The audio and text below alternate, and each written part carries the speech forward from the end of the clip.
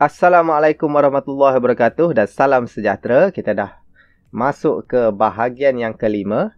Buku teks muka surat 46. Pada bahagian yang kelima ini, kita nak belajar macam mana kita nak mendarab matriks dengan suatu nombor. Standard pembelajaran 2.2.2. Jadi kita tengok konsep pendaraban matriks. Jadi kita sebelum itu kita imbas kembali 9 tambah 9 tambah 9 tambah 9 kita boleh permudahkan dia dengan 4 darab 9. Dan J tambah J tambah J tambah J kita boleh permudahkan dia dengan 4 darab J 4J. Okey, katakan diberi matriks Z 1 2 3 9 dan kita nak buat penambahan ini. Z tambah Z tambah Z tambah Z. Jadi kita dapat ini setiap ini kita kena tambah. Okey, kita kena tambah 1 tambah 1 tambah 1 tambah 1, 2 tambah 2 tambah 2 tambah 2 unsur yang sepadan, sama juga 9 tambah 9 tambah 9. Okey, tapi kita boleh permudahkan sini dengan 4 darab 1, 4 darab 2, 4 darab 3, 4 darab 9. Ya, yang ini kita boleh tambahkan dia, kita dapat 4Z.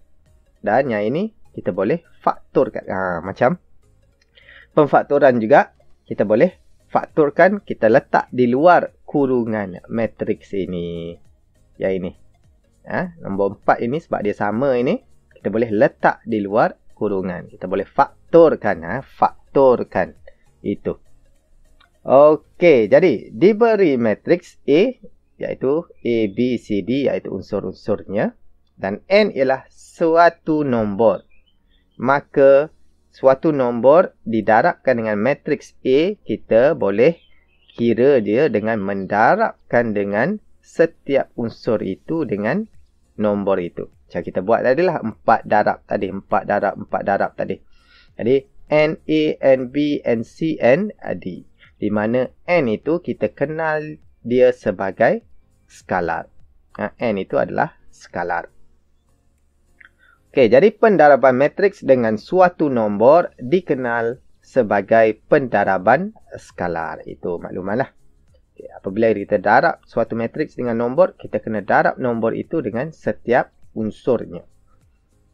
Okey, jadi contoh 11, buku teks surat 46. D negatif 5, 4, 2, 1, hitung 3D. Maksudnya 3 darab D. Jadi, dalam kurungan ini, dalam bracket matriks ini, 3 didarabkan dengan semua unsur ini.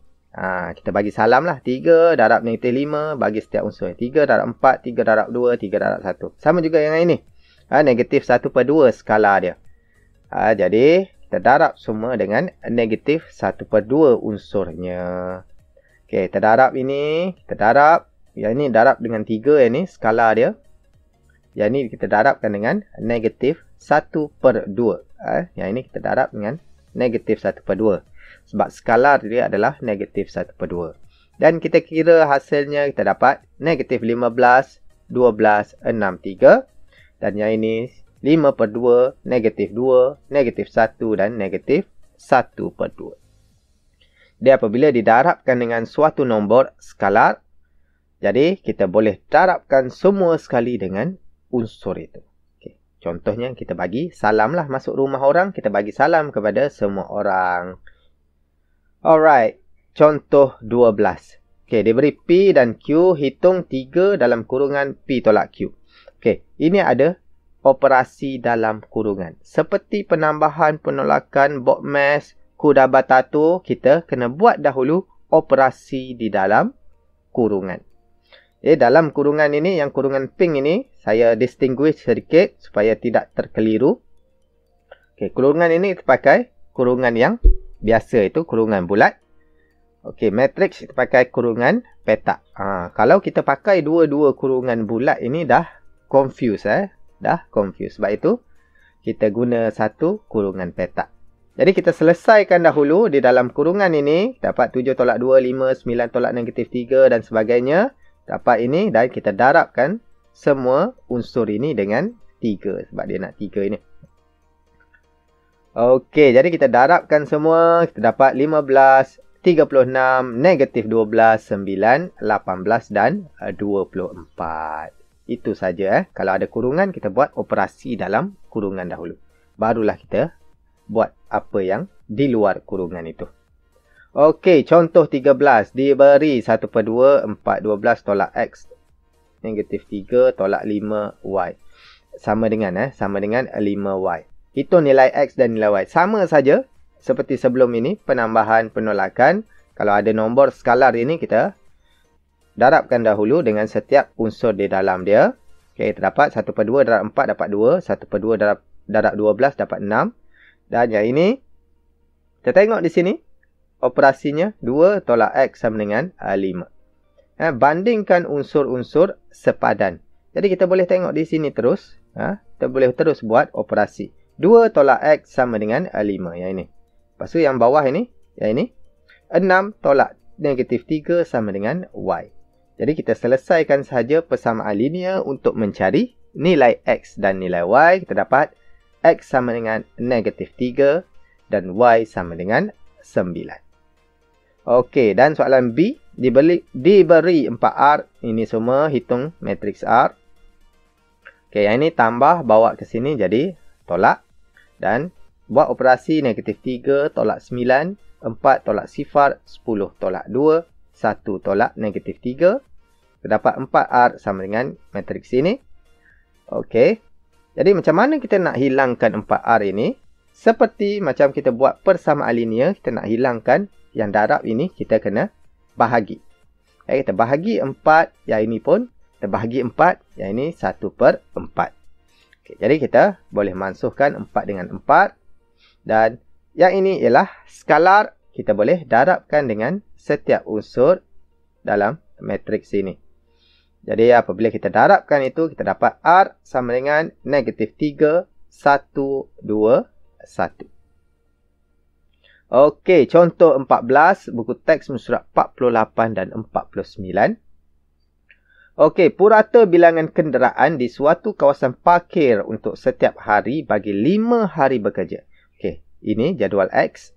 Ini orang parking pada setiap hari bagi 5 hari bekerja. Yang ini puratanya setiap hari. Dan ini untuk jadual Y mewakili purata bagi kenderaan pada hujung minggu.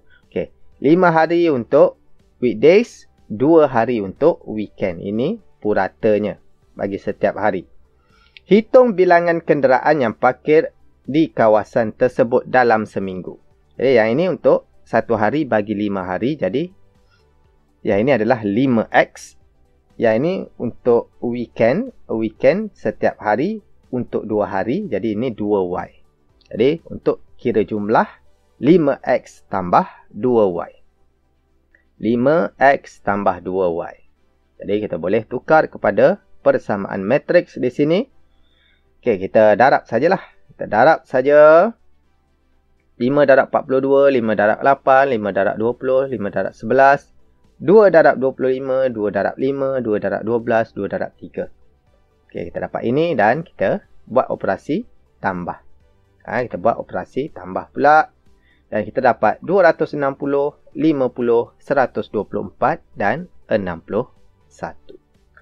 Jadi untuk bahagian yang kelima kita dah selesai. Macam mana kita nak mendarab matriks dengan suatu nilai skala itu.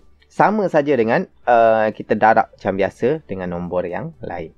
Okey, jadi itu saja untuk bahagian yang kelima. Jangan lupa untuk subscribe, like dan share jika video saya bermanfaat. Dan ini bahagian keenam untuk next videos. Jumpa lagi. Bye-bye.